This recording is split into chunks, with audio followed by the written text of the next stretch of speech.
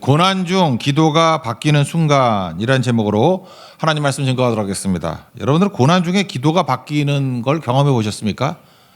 고난이 임합니다. 그러면 뭐 기도가 나오죠. 근데 어느 순간 기도가 바뀝니다. 언제 바뀌느냐? 완전히 망했을 때입니다. 그러니까 망하기 이전에는요, 기도가 이런 기도입니다. 망하지 않게 해주세요. 뭐 그런 기도죠. 그러니까 조바심 가지고 하는 기도입니다. 망하면 안 되는데 하나님 도와주셔서 망하지 않도록 도와주세요. 근데 그러다가 속히 말하는 응답이 없었던 거죠. 그냥 망했습니다. 그래도 크리스찬이니까 기도는 계속 하잖아요. 기도가 바뀌어버립니다. 이제 어찌해야 합니까? 그냥 죽어요? 그런 기도가 나오죠. 그러니까 무슨 얘기입니까? 기도가 오히려 넓어집니다. 그리고 내 힘이 빠지기 때문에 이제부터 진짜 하나님의 뜻대로 구하는 기도가 나올 때가 되게 많다라는 것입니다. 경험 안 해보셨으면 한번 해보십시오. 진짜 완전 망하면 기도가 바뀝니다. 그리고 기도가 훨씬 더 거룩해지고 하나님의 뜻대로 구하는 기도가 된다는 것입니다. 지금 이스라엘이 그런 거죠. 예루살렘이 함락된다. 얼마나 예언을 많이 했습니까? 그렇지만 설마 했죠. 근데 말씀대로 함락됐습니다. 현실화되어 버렸습니다. 그리고 그거 본 사람이 와서 말을 하네요. 진짜 망했다고. 그 터울이 1년 6개월입니다. 그 2차 포로 잡혀간 지. 그러니까 에스겔의 그 포로로 끌려간 나이를 계산한다 그랬죠. 25년. 25살에 끌려갔으니까 11년 4월 9일에 망했어요. 근데 오늘 본문을 보니까 12년 12월 5일인가요? 그렇게 나오더라고. 그러니까 18개월, 아니 1년 8개월. 1년 8개월 정도 지나고 난 다음에 한 사람이 온 겁니다. 21절을 한번 보시죠. 21절 시작.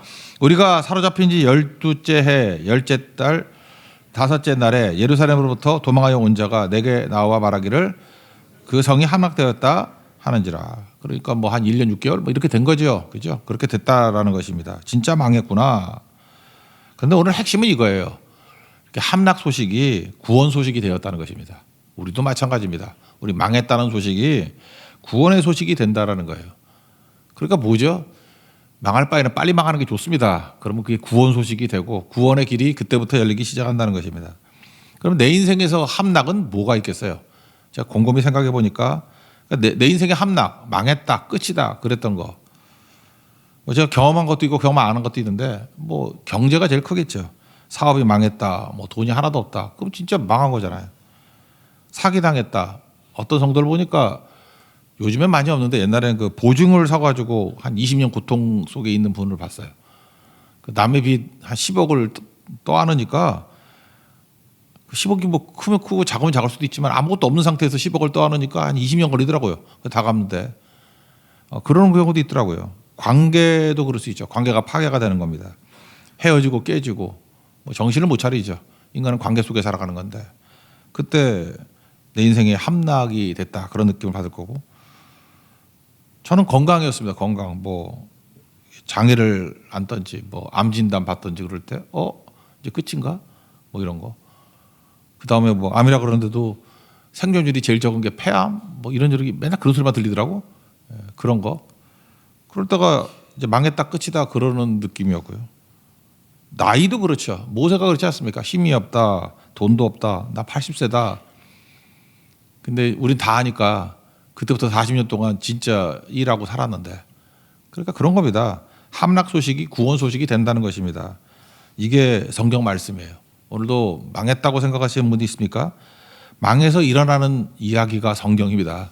그게 우리의 스토리가 된다라는 거예요. 하나님은 우리의 구원의 목적이 있습니다. 망하게 버려둔 게 아니라 그래야 빨리 일어설 수 있기 때문에 그래서 하나님의 본심을 한번 봅시다. 11절 읽겠습니다. 시작. 너는 그들에게 말하라. 주 여호와의 말씀이니라. 나의 삶을 두고 맹세하노니 나는 악인이 죽는 것을 기뻐하지 아니하고 악인이 그의 길에서 돌이켜 떠나 사는 것을 기뻐하노라. 이스라엘 족속아 돌이키고 돌이키라.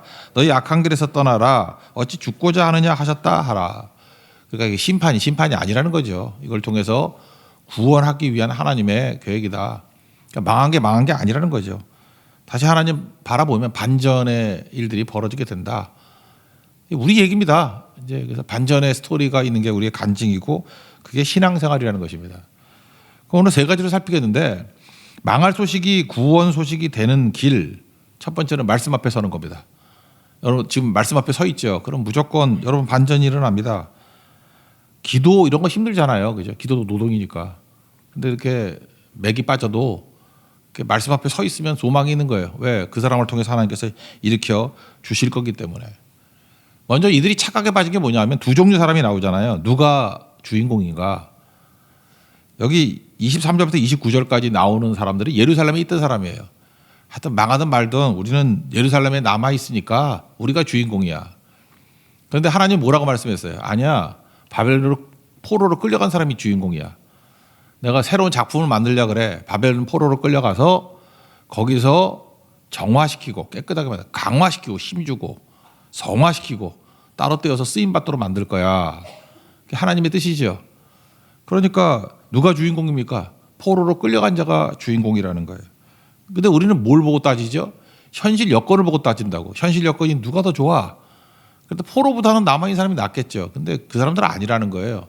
다 망해가지고 하나님이 약속하신 자리에 서 있는 사람, 그게 순종이 됐던, 순종은 자기가 자발적인 게 좀 강한 거고, 순응, 저는 순종도 좋지만 순응이란 말이 좋은 것 같아요. 뭐 제가 순종해서 간 게 아니고 주님께서 이렇게 끌고 갈 때가 있더라고요. 그래서 내가 원해서 간 건 아닌데 주님께서 나 끌고 가서 끌려간 거예요. 그런데 아 이거구나 깨닫고 하는 순종을 저는 순응이라고 생각해요. 순응. 그러니까 순종이 됐던 순응이 되었던 바벨론에 있는 사람이 주인공이죠. 그 얘기하고 있는 거라고요. 그래서 23절부터 29절까지 예루살렘에 남아가지고 우린 그래도 너보다 낫지 하면서 선민의식에 빠져가지고 우리는 안 망해. 이유가 뭐냐. 가나안 땅에 아브라함 한 명 있을 때도 하나님이 이 땅 약속을 주셨는데 우린 보니까 많잖아요. 꽤. 분명히 우리를 통해서 일하실 거야. 그러면서 말씀대로 순종을 하나도 하지 않더라는 거예요. 그러니까 니네가 뭐 살아남겠니? 그 23절부터 29절이라고요. 한 절만 읽어볼까요? 24절 읽겠습니다. 시작. 인자야 이 이스라엘의 이 황폐한 땅에 거주하는 자들이 말하여 이르기를 아브라함은 오직 한 사람이라도 이 땅을 기업으로 얻었나니 우리가 많은즉 더욱 이 땅을 우리에게 기업으로 주신 것이 되느니라 하는도다. 그러니까 아브라함 들먹이면서 우리가 믿는 자들인데 망할 리가 있어. 그런 헛된 확신 가운데 있더라는 거예요. 그러면서 삶은 개판치고 있고 불순종하고 있고. 그러니 내가 너희들의 그 교만을 어떻게 놔두겠니? 28절 뭐 결과를 한번 볼까요? 28절 시작.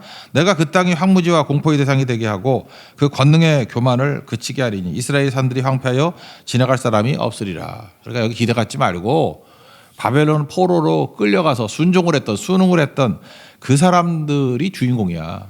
그러니까 뭐예요? 위치죠. 말씀 듣는 위치에 있다 그러면 그건 벌써 하나님께서 반전을 일으킬 수 있는 사람이라는 것입니다. 우리가 그렇죠. 지금 말씀 앞에 서 있잖아요. 여러분 우리뿐만 아니라 우리가 다른 사람들을 일으켜 세울 수 있는 반전의 주인공이 된다라는 것입니다. 그래서 그들이 포로로 끌려왔어요. 이제 30절부터 나오는 얘기인데 포로로 끌려와가지고 일단 말씀 들어나 보자. 뭐 자세는 별로 안 좋아요. 그렇지만 일단 듣잖아요. 그 듣는 모습들, 포로들이 듣는 모습이 30절에 나옵니다. 30절 읽겠습니다. 시작. 인자야 내 민족이 담 곁에서와 집 문에서 너에 대하여 말하여 각각 그 형제와 더불어 말하여 이르기를 자 가서 여호와께로부터 무슨 말씀이 나오는가 들어보자 하고 하여튼 자세를 삐딱했지만 하여튼 들으러 나왔다라는 것입니다. 그래서 요약함이 이거예요. 위치가 중요한 겁니다.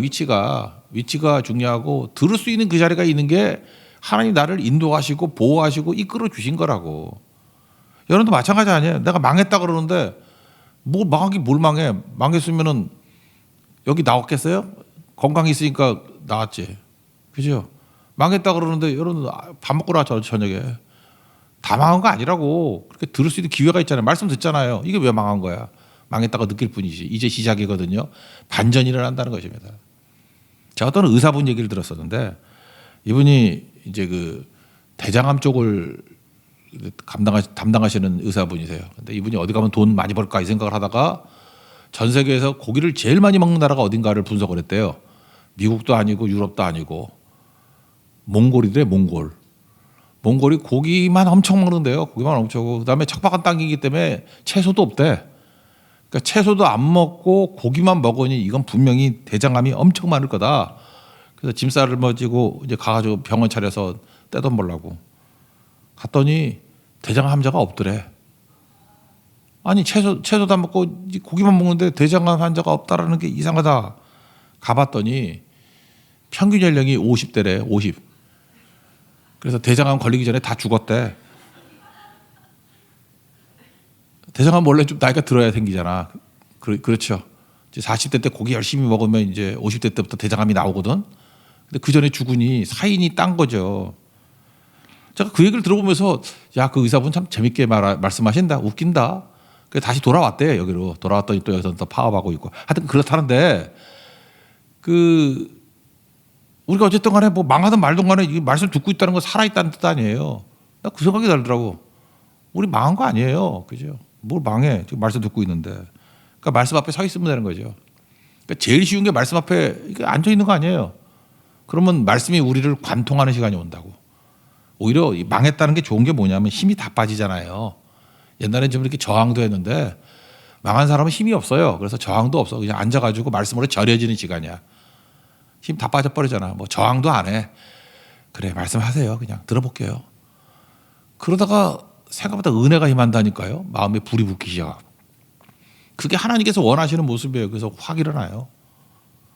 그래서 고난이 축복이 될 수도 있는 거겠죠.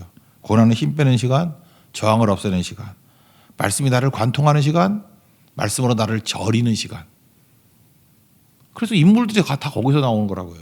그래서 무조건 여러분들 성경 많이 읽어야 됩니다. 성경 많이. 성경 그 말씀 많이 들어야 돼요. 말씀 듣고 하다가 다 변화가 된다니까요.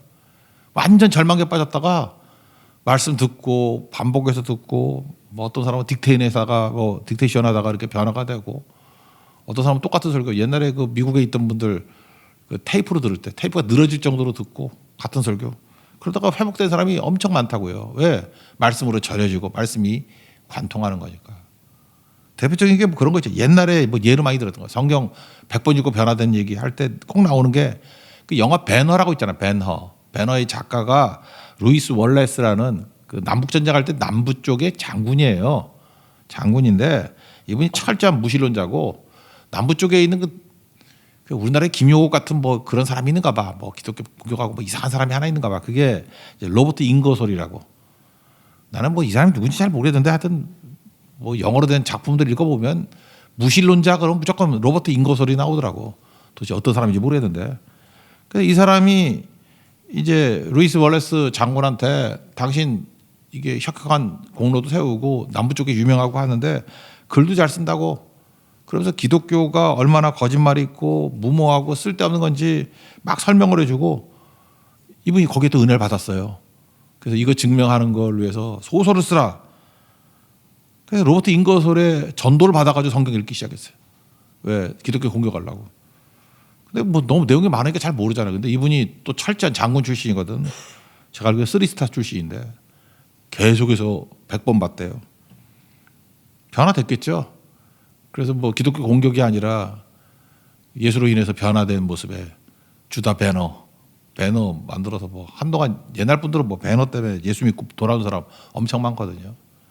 최근 얘기 제가 얼마 전에 얘기했잖아요. 범어사 스님 이명식 스님. 이 스님이 그 초등학교 졸업하고 절에 들어갔답니다. 그러니까 얼마나 그 불교계 엘리트겠어요. 그죠? 거기서 교육받고 부산대에서 불교 교리를 가르치는 법사님이셨는데 근데 그 자기 범어사에 맞다가 어떤 여대생 둘이 탑돌이 하다가 둘이 대화 나누는 거를 얼핏 들은 거예요. 내가 어쩌다가 교회를 갔는데 그 목사님이 설교하기를 불교는 수행을 하고 고행을 해도 죽음 문제는 절대 해결 못한다. 그러므로 일종의 허무주의 철학이다. 그러므로 구원도 없고 영생도 없으니까 종교가 아니고 철학이야. 이 소리를 부산 아가씨가 너무 또박또박 얘기를 했는가 봐. 이 얘기를 듣고 열이 확 받아가지고 말이 안 된다. 그래서 범어사 큰 스님한테 가가지고 내가 성경을 읽고 공격을 좀 하겠습니다. 그랬더니 그 큰 스님이 큰 실수를 했죠. 그러라고. 그래서 암자에 올라가가지고 뭐 1년인가 2년 동안 성경을 70번 읽었답니다. 종일 불상 앞에서 그저 이렇게 하고 성경 읽고 이러다가 나중에 이렇게 바뀌었겠지. 예. 그리고 내려와서 뭐 어떤 교회 도움 받아가지고 신학교 졸업하고 비구니 3명. 그 남자 스님인데 어떻게 비구니를 이렇게 많이 알았나? 비구니 3명 전도했고 20대 스님 여러 명을 지금도 전도하고 있대요. 이거 다 특징이 뭐예요? 성경 읽은 거 아니에요, 성경. 말씀 앞에 서는 거. 이게 뭐가 됐든 간에 말씀 앞에 서 있다는 것은 우리에게 반전의 역사가 나타난다는 것입니다. 함락이 구원 소식이 된다는 거예요. 여러분 인생 가운데도 말씀 앞에 듣고 있고 서 있다 그러면 소망이 있습니다. 또 반대로 그냥 고난하고 어려우면요 그냥 성경만 읽으십시오. 뭐 100번이라 그러니까 사실 100번은 그게 좀 과장되기도 한 것 같은데 한 1독, 2독 한번 해보세요. 그러면 확 뒤집어집니다. 불이 붙어요. 말씀이 나를 관통하고 말씀이 나를 저리는 일이 벌어진다는 것입니다. 이게 함락 소식이 구원 소식이 되는 첫 번째입니다. 그리고 두 번째 같은 맥락인데 립 서비스로 초치지 말라는 거예요.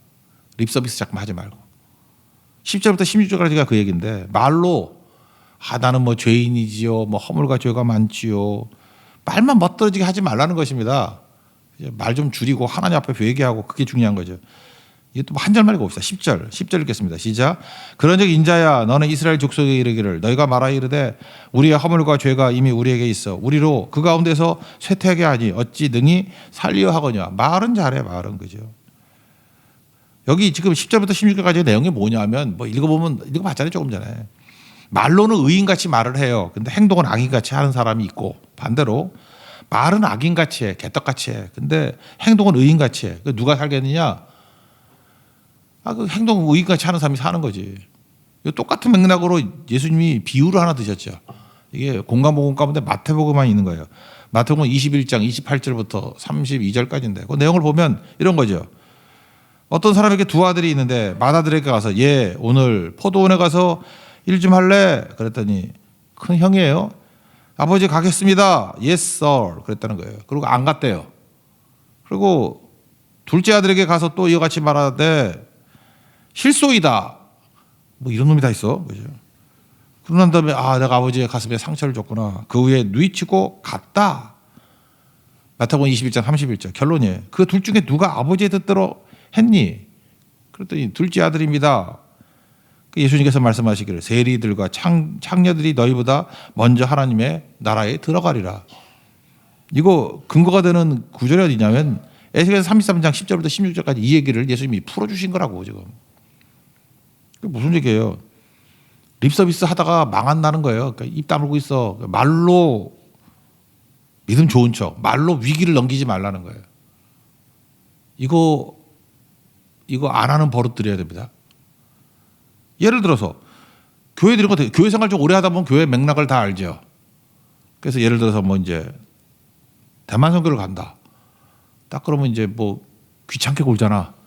선교 가요. 그럴 때 신앙생활 5년만 하면 길을 알아. 네 가지요. 딱 그래. 다시 얘기 안 하죠. 가는 걸로 하니까. 그리고 하루 전날 급한 일이 생겼어. 그럼 누가 뭐 어쩌게 해. 그런 미꾸라지 같은 진짜 아주 미꾸라지도 커서 미꾸 엑스라지 같은 이런 사람들이 있다고. 그게 바로 이거예요. 립서비스. 그런 식으로 요리조리 빠지지 말라 그런 거예요. 그냥 거짓 없는 사랑 수요일날 얘기했죠. 그러니까 거짓이 없어야 돼요. 지금 갈 마음이 없습니다. 힘듭니다. 그렇게 버티라고. 그래 잠깐 권면도 해주고 말씀으로 기도도 해주고 중보기도 하는 사람 나오고 정직해야 된다고. 거짓이 없어야 된다고. 그럼 소망이 있어요. 근데 거짓으로 자기 위기를 모면하거나 또는 자기에게 힘을 얻거나 뭐 그런 것들이 있죠. 망합니다. 그거 망해. 립 서비스로 위기 벗어나지 말라는 거예요. 이게 바리새인들이 너무 익숙해진 거예요. 그래서 가면 쓰고 연기하고 그러잖아요. 그게 위선 아니에요. 가면 쓰다 연기하다. 거짓이죠. 거짓. 예수께서 마태복음 15장 8절에서 이사야서를 인용하면서 이 백성이 입술로는 나를 공경하되 마음은 내게서 멀도다. 이거 신앙생활 오래 하면 교회 모르는 게 나아요. 잠깐 맥락을 알다가 이렇게 한다고 자꾸만. 그래서 말로 위기를 넘기고 어떻게 말하면 끝나는지 아는 거 이거 하지 말고요. 그냥 가만히 있거나 정직해가지고 당하는 고난이 나요. 그래서 여러분들이 불순종은 그냥 고난 당하는 게 좋아. 욕먹고. 그래서 순진한 게 좋습니다. 그냥 욕먹고 그냥 괴로움 당하고 그게 주님께서 원하는 모습이에요. 그럼 돌아와요. 그리고 하나님께 제일 좋은 길을 보여주고 그런 식으로 몇 년 해보세요. 어느 순간 여러분들 지옥에 떨어진 모습으로 나를 발견하게 될 거라고. 이게 그 말씀이에요. 그래서 함락 소식이 구원 소식이 될 수 있는 건 뭐냐면 립 서비스 하는 거 끊어버린다는 거예요. 정직하게 하나님 앞에 서겠습니다. 세상에서 제일 나쁜 게 뭐냐면은 목표는 높은데 행동하지 않는 거예요. 꿈은 커요. 꿈은 개꿈이지 뭐. 오늘 알았는데 내일 어떻게 되겠어? 오늘 알았는데 모레 어떻게 되겠냐고요. 그처럼 불행한 인생이 없습니다. 그처럼 평생 고통스럽게 사는 인생이 없어요. 여러분 지금까지 나이 들면서 배운 게 뭐예요? 말로 위기 피하는 법만 배웠죠. 그거 빨리 없애야 돼요. 말로 위기를 피하면 안 됩니다. 그냥 버벅거리고 속이 다 들통나가지고 들통이 나는 게 나아요. 그래야 소망이 있고 변화가 있습니다. 그냥 능그러기 되지 말고요. 그냥 하나님 앞에서 정직하게 거짓 없는 믿음. 그래서 믿음을 거짓 없는 믿음 꼭 붙이잖아요. 거기에 가면 쓰거나 연기하지 않는 믿음. 그 믿음 갖는 하나님 종 되기를 바랍니다. 그래서 세 번째 망할 소식이 이 함락 소식이 구원 소식이 되는 길이 뭐냐? 내가 변화해야 된다는 거예요. 17절부터 20절까지 내용인데 내 욕심이 하나님의 뜻보다 위에 있을 수 있죠. 그러니까 내 욕심이 하나님의 목적, 뜻을 이렇게 앞서면 신앙이 왜곡이 됩니다. 신앙이 왜곡이 되는 게 간단해요. 보세요. 하나님이 나를 만드시고 나를 부르셨죠. 하나님 나를 만드셨잖아요. 나를 부르셨다고. 그럼 내 생명과 나의 모든 것이 다 주님의 것이죠. 그렇잖아요. 내 시간도, 내 인생도, 내 직업도, 내 재산도 뭐 다 주님의 것 아니에요. 근데 여전히 내 삶의 모든 것이 내 것이라고 생각하는 사람이 있다고. 그럼 어떤 생각을 해? 그런 사람은 이거 내 시간이야, 이게 내 인생이야, 내 직업이야, 내 재산이야, 내 모든 소유야. 그럼 하나님은 뭐죠? 내 필요에 의해서 내 것을 잘 유지할 때에 필요한 게 하나님이죠. 아니면 내가 가지고 있는 것보다 더 많게 할 때 필요한 게 하나님이죠. 그러니까 그 사람에게 기도가 뭐예요? 내 것 잘 보호해 주세요. 내가 원하는 거 주세요. 그거 아니에요? 그게 기도고 그게 신앙이라고. 그러니까 뭐예요? 그 신앙은 내 목적을 이루기 위한 도구잖아요. 그걸 성경에서는 불신앙이라 그러는데 그게 무슨 신앙이야? 신앙이 아니죠. 그러기 위해서 주님께서 망하게 만드는 거라니까요. 내가 망해야지 하나님의 뜻으로 돌아가는 거 아니겠습니까? 그러니까 내 뜻이 목적이 되었을 때 신앙은 왜곡됩니다. 결국은 NIBC예요. Not I but Christ. 내가 죽어야 돼요. 결국은 뭐 성경 다 그 얘기입니다. 나 죽는 싸움이에요. 그러지 않으면 맨날 하나님 앞에 그러죠. 하나님이 틀렸다고. 하나님 고치세요. 회개하세요. 그런 거죠. 20절만 읽어볼까? 20절 시작. 그러나 너희가 이르기를 주의 길이 바르지 아니하다 하는도다. 이스라엘 족속아 나는 너희가 각기 행한 대로 심판하리라 하시니라. 내가 변화해야 되는데 뭐라 그래요? 하나님이 변화돼야 되죠. 주의 길이 바르지 않습니다. 이거 뭐 내 길이 옳다는 거죠. 하나님이 변하고 하나님이 회개해야 됩니다. 그런 거죠. 그 옛날에 들었던 그 이야기인데 뭐 비바람이 몰아치는 폭풍이 몰아치는데 이제 해군이 함정을 이렇게 끌고 갑니다. 근데 그 해군 뭐 사령관쯤 되는 사람이 타고 있었는가 봐요. 앞에 배가 오는 것 같은 빛이 보이니까 뭐 무전이든 큰 스피커인지 모르겠어요. 나는 사령관이다. 귀관에 배의 방향을 돌려라. 같이 부딪히잖아요. 그러면 누구 하나가 이렇게 방향을 돌려야 되잖아. 내가 사령관이니까 네가 돌려 그랬다는 거예요. 그때 이 상대편에서 뭐 큰 스피커로 얘기했는 것 같아요. 이제 안 됩니다. 사령관님이 배를 돌리십시오.